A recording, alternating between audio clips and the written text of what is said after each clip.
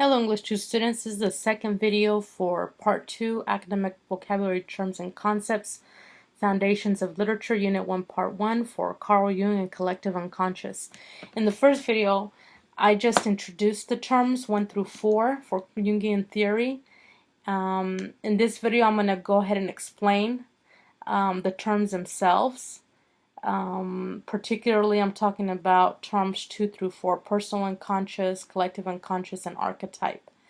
Some of the terms and some of the notes you might remember from the Freudian video lecture. We have the same kind of terms. We have conscious mind, we have ego, we have in the unconscious part of your mind, we have superego. We also have the id, which we know is that part of your mind that is that wants its needs and desires met, fulfilled at any cost. Desires fulfilled. Okay, versus the superego, which is kind of like the morality part of yourself. Okay, the part that feels guilty for wanting those needs and desires. We learned about the ego. This is the part of yourself that is aware and knows what's going on around you. This is the part of your mind that's rational. Okay, we know that the conscious mind, according to Freud, is the part that's aware, versus the unconscious mind is the part that's unaware.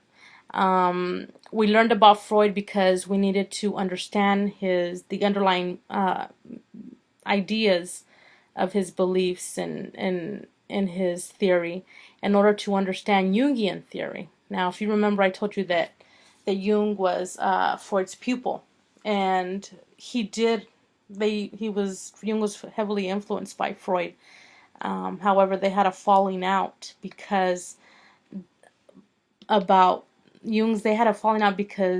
came to understand the unconscious mind a little different than Freud did, and they didn't agree. The part of the conscious mind in which they disagreed was that Jung felt that the unconscious mind was actually was split even further.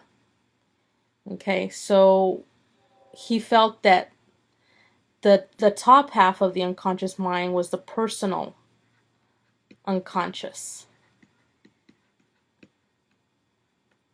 Oops. He felt this was the personal unconscious. In this part, we have that's where your superego, your id is. That's all the things that your own desires, your own fears, this is where all that's at. But he felt that that's not the only part of your unconscious mind that's hidden away in secret from you, from your ego in particular. He felt that there's another part, and this part is called the collective unconscious.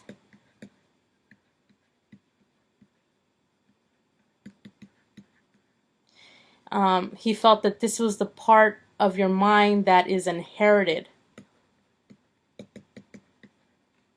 from